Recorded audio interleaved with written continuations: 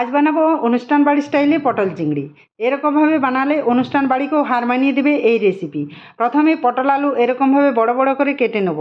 এদিকে চিংড়ি মাছগুলি খোসা ছাড়িয়ে ধুয়ে পরিষ্কার করে নেব। এবার কড়াইয়ে সরিষার তেল গরম করে কেটে রাখা পটলগুলি হালকা লাল করে ভেজে তুলে নেব। সেই একই তেলে আলুটাকেও ভেজে তুলে নেব। তারপর চিংড়ি মাছ লবণ হলুদ দিয়ে ভেজে নেব। এদিকে কয়েক টুকরো নারকেল আর 4টি কাজু বাদাম মিহি করে বেটে নেব। আবার কড়াইয়ে পরিমাণ মতো সরষের তেল দিয়ে তাতে গোটা জিরে, গরম মশলা, একটি তেজপাতা ফোড়ন দিয়ে পেঁয়াজ কুচি দিয়ে দেবো। পেঁয়াজ হালকা ভেজে টমেটো কুচি দিয়ে সামান্য লবণ দিয়ে আদা রসুন কাঁচা লঙ্কার বাটা দিয়ে দেবো।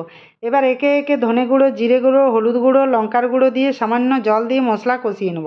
মশলা থেকে তেল বেরিয়ে এলে নারকেল কাজু বাদামের পেস্ট দিয়ে এবার একটু নাড়াচাড়া করে ভেজে রাখা আলু আর পটল দিয়ে স্বাদ মতো লবণ দিয়ে চিংড়ি মাছ দিয়ে আবারও একটু কষিয়ে জল দিয়ে দেবো। এভাবে কিছুক্ষণ ফুটিয়ে নেব।